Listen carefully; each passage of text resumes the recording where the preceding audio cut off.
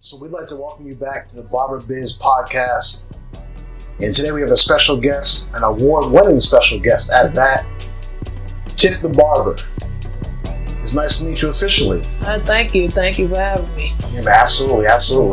Now we're going to get right to it. Okay. First and foremost, how did you get started in the industry? I got started as a teenager, actually at 13, just practicing on using some razors, believe it or not, shaving a couple of my cousins bald, and then from there, a guy that used to live next door to me, he used to cut hair on the front porch, and it was interesting to me. He used to do designs, and I could draw.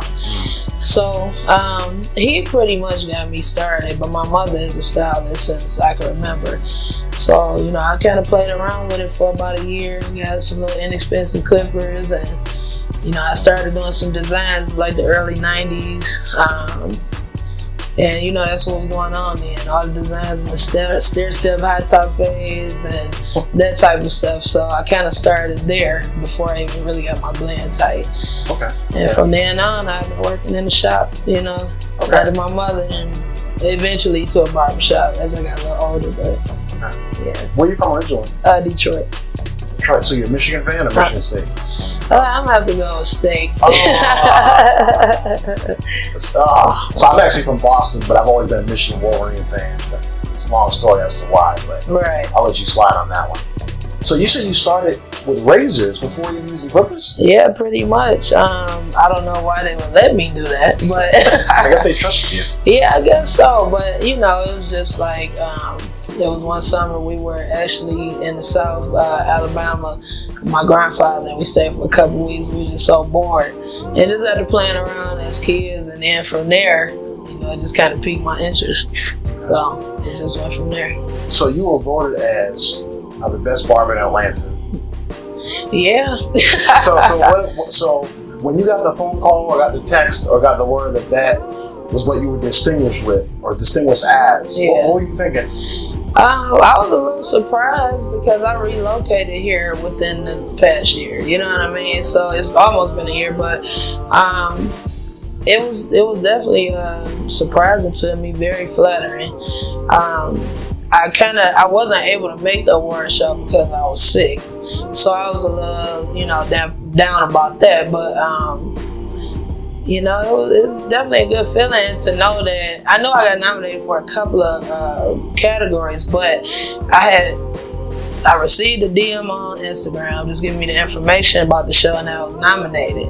And then from there, I was only getting information online, corresponding with somebody online. Yeah. So I was still trying to get a little more knowledge on what was going on. Yeah. And as the time grew closer, a couple people reached out to me, and I got tickets, and I planned on making a big thing about it, and then I got sick, and it was like it was just a pit. So I got the award, and it's looking good, and I'm appreciative. I'm definitely appreciative. I appreciate it. Well, I appreciate your thoughts on that. So you said you've been down here for a year? I've been down here probably about 9 months. Really? Yeah. Okay. Straight from Detroit? Yeah, but I used to come down before I moved down. I would work, you know what I'm saying, and just get a little more familiar with everything. And I knew one of the owners of the shop, which is actually the CEO of Dr. Fillion product.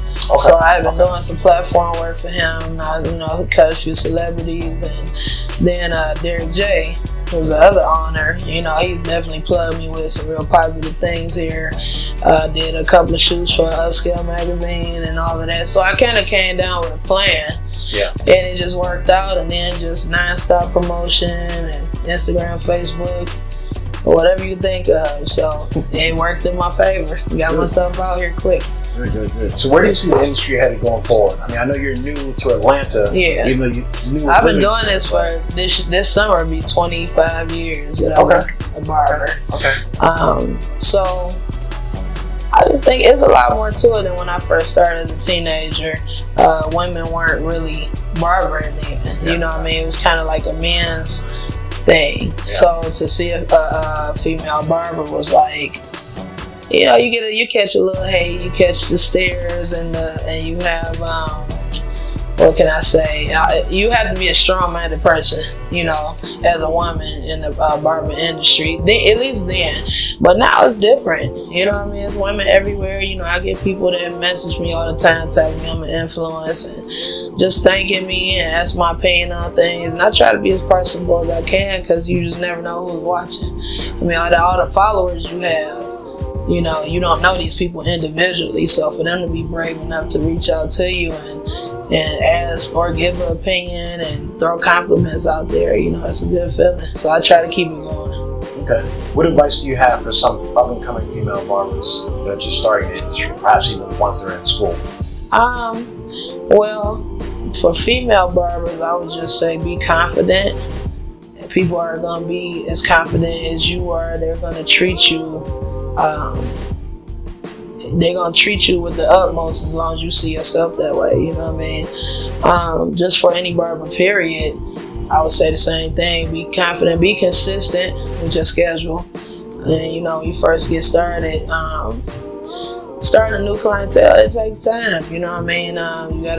You gotta gain people's trust. You might have to do a couple free haircuts and, you know, just do some things that you wouldn't usually do, but you can't be too above all to bring yourself down a little bit. You know what I'm saying? Just to do things for people. So really, it's just about consistency.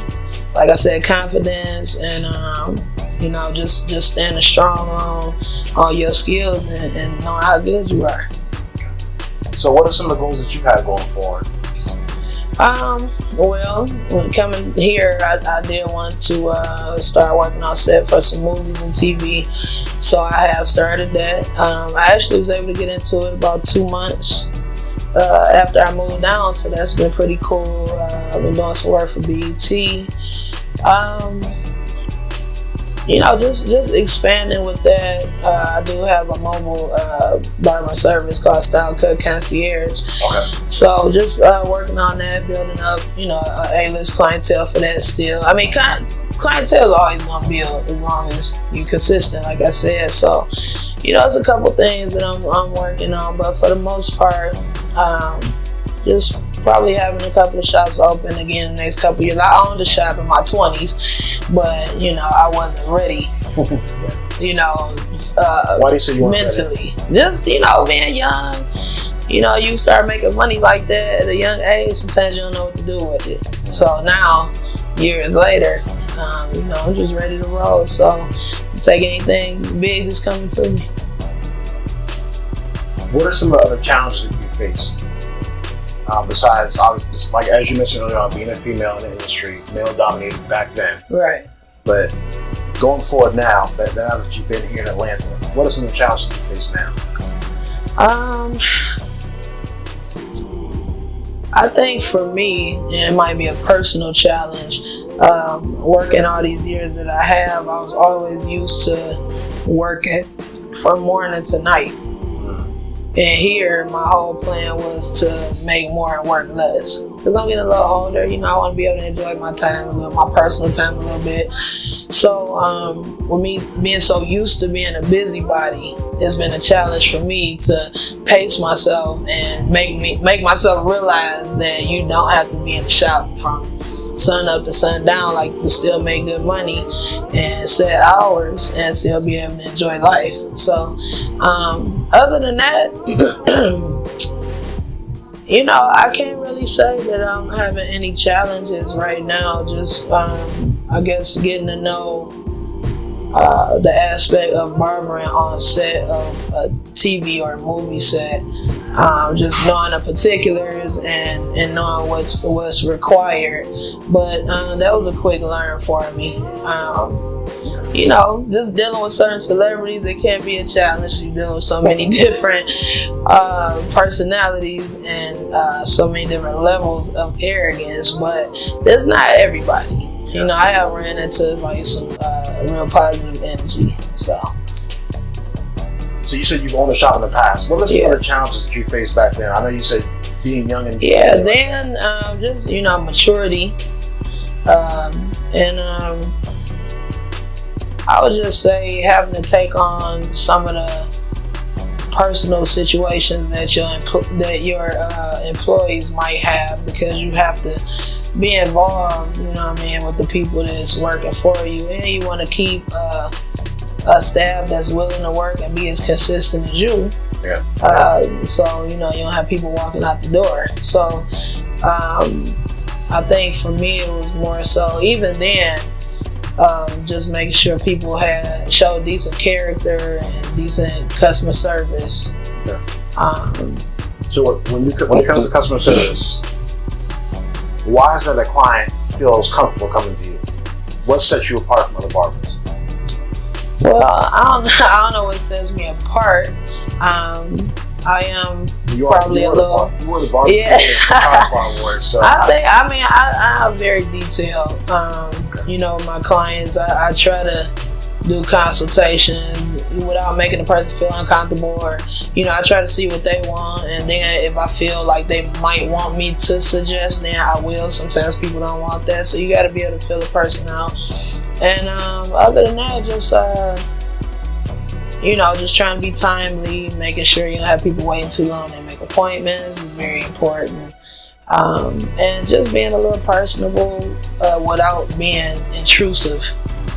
Because some people get in the chair and they just like to talk. Some people get in the chair and they don't want to talk, but you don't want to appear to be antisocial. So just trying to make people feel comfortable is important. You know what I mean? So it's really just about filling out vibes, pretty much. Because sometimes you don't know. Yeah. So let me ask you this. The last interview that I had, I asked the barber this question. What do you think is more important? Quality customer service or quality haircut? What do you think is more important between the two? I would say quality customer service, because there's always a better barber than you. And sometimes the barber that you may think doesn't have as much skill, they have big clientele. You know what I mean? So a lot of times that has a lot to do with character and personality. That's probably the best way I could put it. Okay. I mean, as a barber, I would say the quality of the cut. But when you're thinking about, in general as barbers, I think customer service is always important, because even if they don't have faith in you as a barber yet, if it's a new client or anything, sometimes your approach is what's going to make them stay. So. Okay. Yeah, he had the same answer. Yeah. It seems as though all the quality barbers and entrepreneurs that I've met, they all basically say the same thing. Yeah. So, the quality of that service is definitely something that's important. Oh yeah. So, and I echo the same sentiments. I think the same way that you do in regards to that. Mm-hmm. So, before we let you go, because we know that you have clients, where is it that the listeners can find you? On Instagram, social media outlets, and so forth. Okay.